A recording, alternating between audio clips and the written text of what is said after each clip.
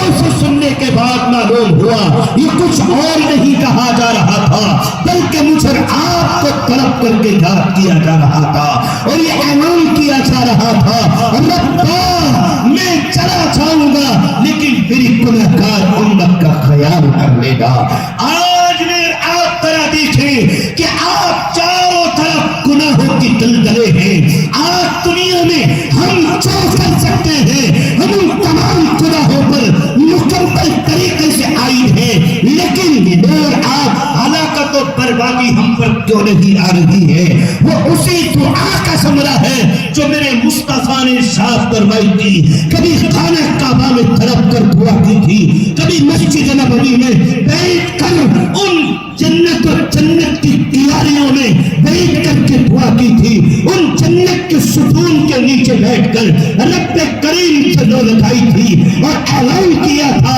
اے ربا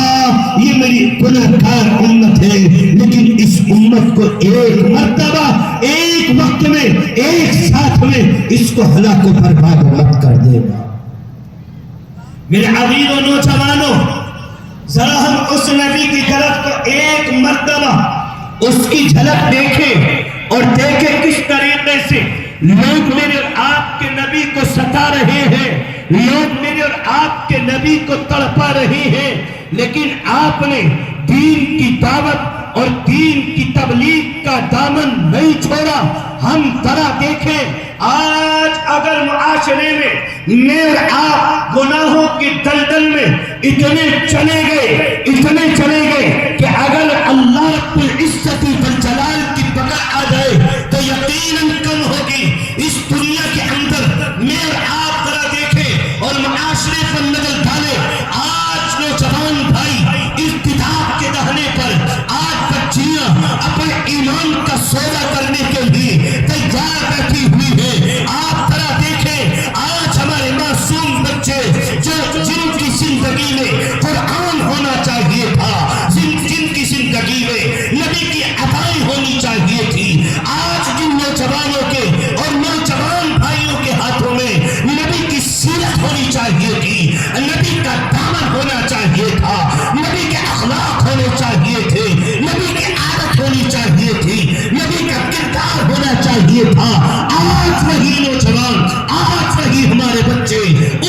اس نبی کی سنت سے، اس نبی کے طریقے سے، اس نبی کی عادت سے، اس نبی کے اخلاق و کردار سے کتنے دور ہے۔ ذرا ہم دیکھیں اور معاشرے پر نظر ڈالیں اور پھر دیکھیں کہ کس طریقے کی صورتحال آج ہم لوگوں نے بنا دی ہے اور معاشرے کے اندر ہم کس طریقے سے رہ رہے ہیں۔ آج دنیا بھر کے اندر میں آپ کے سامنے ایک صحابی کا تذکرہ کروں، اس کے بعد اپنی بات کو سمیٹوں۔ ذرا دیکھیں کہ حضرت بلال حبشی رضی اللہ عنہ کون نہیں جانتا، مجنبی میں تب سب لوگ جانتے ہیں۔ بلال حبشی کا ایک مقام بلند و بالا ہے، علماء کا مجمع اور علماء کا جنب غفیر ہے، اور یہ پیغام آپ سنتے رہتے ہیں کہ حضرت بلال حبشی رضی اللہ عنہ کس وجہ سے آپ کو ستایا گیا، کس وجہ سے آپ کو دنیا کے اندر اذیتیں پہنچائی گئی، کس طریقے سے آپ کو دنیا کے اندر مکے کے بڑے بڑے سرداروں نے مکہ المکرمہ میں اس پتھریلی لوکیلی اور گرمیلی زمین پر کس طریقے سے آپ کو گھسیٹا گیا۔ آپ دنیا کے اندر اس چیز کو برداشت کر رہے ہیں اور کھولنے کے کئی دور مسلمانوں، مجھے آپ کو تعلیم دی جا رہی ہے، مجھے آپ کو سبق دیا جا رہا ہے کہ دنیا کے لوگ آج موب لنچنگ کے نام پر مسلمانوں کو مارنے کی سازشیں کرتے ہیں۔ یہ آج سے نہیں، میرے نبی کی سیرت دیکھیں، تقریباً 1450 سال کا زمانہ گزر گیا، بلال حبشی کو مکہ المکرمہ میں بڑے بڑے بہادر ملتے اور بلال حبشی کو مارنا شروع کر دیتے۔ کس وجہ سے؟ صرف لا الہ الا اللہ کی نسبت پر، صرف اس وجہ سے کہ بلال ایمان والا ہو گیا ہے، صرف اس وجہ سے کہ وہ نبی کا غلام ہو چکا ہے، صرف اس وجہ سے کہ وہ نبی کا عاشق ہو چکا ہے، صرف اس وجہ سے کہ وہ نبی کی سیرت پر عمل پیرا ہے، صرف اس وجہ سے کہ وہ نبی کی عطائیں اپنی زندگی کے اندر لے کر کے آتا ہے. بلال حبشی کو دنیا کے اندر لوگ ستاتے ہیں، مکے میں اس موکیلی زمین پر، اس پتھریلی زمین پر گھسیٹتے ہیں اور گھسیٹتے ہوئے کہتے ہیں او بلال تو دنیا کے اندر محمد کا دامن چھوڑ، ہم تجھے آزادی دیں گے. لیکن محمد کہتا ہے اے دنیا کے لوگوں، بلال کہتا ہے تم یہ کہتے ہو محمد کا دامن چھوڑ دے. آج میں اعلان کر کے کہتا ہوں اللہ کی ذات اکیلی ہے، اللہ بے نیاز ہے، وہ نہ کسی کا باپ ہے نہ کسی کا بیٹا ہے، وہ اپنی ملکیت میں تنہا ہے. میں اعلان کرتا ہوں محمد رسول اللہ صلی اللہ علیہ وسلم اللہ کے آخری نبی، اللہ کے آخری رسول ہے. میرے عزیز و نوجوانوں، بلال حبشی کو ستانے کے لیے مکے کے بڑے بڑے کافر مل جاتے، لیکن بلال کا ایمان ٹس سے مس نہ ہو سکا. آپ ذرا مجھے آپ کو بھی سوچنے کی سخت ضرورت ہے کہ آج اگر ہمارے اوپر کوئی حملہ کرے اور یوں کہیں کہ ایمان کا دامن چھوڑو، یہ بلال کی سیرت ہے اور یہ بلال کی سنت ہے کہ آج دنیا کے لوگ مار کر کے کہتے ہیں تم نبی کا دامن چھوڑو، تم اللہ کی باتیں چھوڑو، تم قرآن کی باتیں چھوڑو. تو مسلمانوں یاد رکھنا، میرے اور آپ کے نبی کی تعلیم اور حجۃ الوداع کے موقع پر آپ نے تقریباً جو 15 باتیں ارشاد فرمائی اور کسی روایت میں آپ نے 16 باتیں ارشاد فرمائی یا آپ نے 14 باتیں ارشاد فرمائی، ان میں سے آپ نے تعلیم اور ایک سبق یہ جاری فرمایا اے دنیا کے لوگوں یاد رکھنا، یہ دنیا کے لوگ کیسے ہی حالات پیدا کر دیں، یہ دنیا کے لوگ تمہیں اذیتیں پہنچاتے تمہیں سولی پر چڑھاتے، اذیتیں پہنچاتے تمہیں دنیا کے اندر رہ کر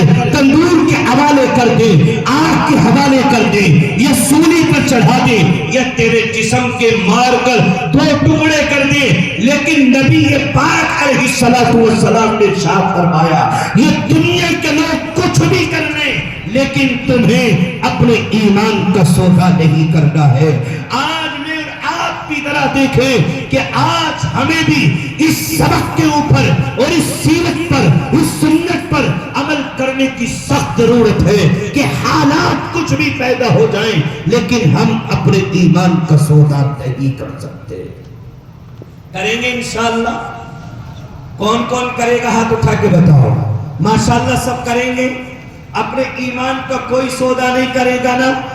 اللہ رب العزت والجلال نے اپنے آخری نبی اور آخری رسول کو یہ تعلیم اور یہ سبق جاری فرمایا اور میرے مصطفیٰ نے اپنی زبان اطہر سے 5 باتیں ارشاد فرمائی. ان 5 باتوں میں سب سے پہلی تعلیم، سب سے پہلا سبق یہی جاری فرمایا کہ حالات کچھ بھی آ جائیں تم اپنے دل کے اندر اس چیز کو رکھ لینا کہ اللہ کے علاوہ کوئی معبود نہیں، اللہ کے علاوہ کوئی خالق نہیں، اللہ کے علاوہ کوئی مالک نہیں ہے، اللہ کے علاوہ کوئی دنیا کے اندر کوئی بادشاہی کے لائق نہیں ہے. یوں ہی فرمایا میرے اللہ نے وَمَن يَكْفُرْ بِالْإِيمَانِ فَقَدْ حَبِطَ عَمَلُهُ. یہ انسان جب ایمان کی دولت سے سرفراز ہو اور ایمان لانے کے بعد اپنے دوستوں کے چکر میں، اپنے رشتہ داروں کے چکر میں یا کسی احباب کے چکر میں آ کر یہ اپنے ایمان کا سودا کر بیٹھتا ہے تو اللہ رب العزت والجلال نے ذکر فرمایا یہ اس نے ایمان لانے کے بعد جو کفر کو اختیار کیا ہے اور پھر اس نے ایمان کی حالت میں جتنے بھی نیک کام کیے ہیں اللہ رب العزت والجلال ذکر کرتا ہے فقد حبط عملہ، اس کے تمام اعمال بیکار، اس کے تمام اعمال ضائع ہو جائیں گے. اور اسی پر بس نہیں فرمایا، رب کریم نے ارشاد فرمایا وَهُوَ فِي الْآخِرَةِ مِنَ الْخَاسِرِينَ. اور جب یہ انسان اس دار پانی سے ہو کر رب کریم کے دربار میں آئے گا، اللہ کے حضور آئے گا، اللہ رب العزت ذل جلال کے سامنے آئے گا، آخرت کے اندر آئے گا، تو آخرت میں اس جگہ پر یہ انسان خسارے، نقصان اور توتے کے علاوہ کچھ نہیں پائے گا۔ اس لیے میرے عزیزوں، نوجوانوں، بزرگوں اور پردے کے پیچھے سے سماعت کرنے والی اسلام کی مقدس پاکیزہ ماں اور بہنوں، ذرا اپنی زندگی میں یہ پیغام رکھ لینا کہ حالات کچھ بھی آ سکتے ہیں لیکن ہم اپنے ایمان کا سودا نہیں کر سکتے۔ یہ دینی مدارس اور یہ مدارس اسلامیہ مجھے آپ کو یہی تعلیم دیتے ہیں، مجھے آپ کو یہی سبق دیتے ہیں کہ دنیا کے اندر ان کی جو مرضی ہے کر سکتے ہیں، لیکن ایک ایمان والا، یہ ایک ایمان والے کی شان یہ ہے کہ وہ اللہ پر عزتی والجلال کے اوپر ایمان رکھتا ہے اور یہ اپنے ایمان کو سودا نہیں کر سکتا ہے۔ اس لیے میرے عزیزوں، اس بات کو اور مزید اس میں اضافہ کرنے کے لیے میں بس اس پورے مجمع کے اندر سے اپنے نوجوانوں سے، اپنے بزرگوں سے ایک اعلان کر دینا چاہتا ہوں کہ جس طریقے سے ہماری یہ مائیں بہنیں، جیسے ہمارے بچے، یہ معصوم بچے اور بچیاں، ان کی زندگی میں قرآن کس طریقے سے، ان کی زندگی میں اللہ کی ذات پر بھروسہ، ان کی زندگی میں اللہ رب العزت ذل جلال کے اوپر ایمان اور عقیدہ کس طریقے سے مضبوط ہو جائے، تو یہ مدارس اسلامیہ ہمارے لیے سبق دیتے ہیں اور اس کو مضبوط کرنا میری آپ کی ذمہ داری ہے۔ تو اس پورے مجمع کے اندر سے میں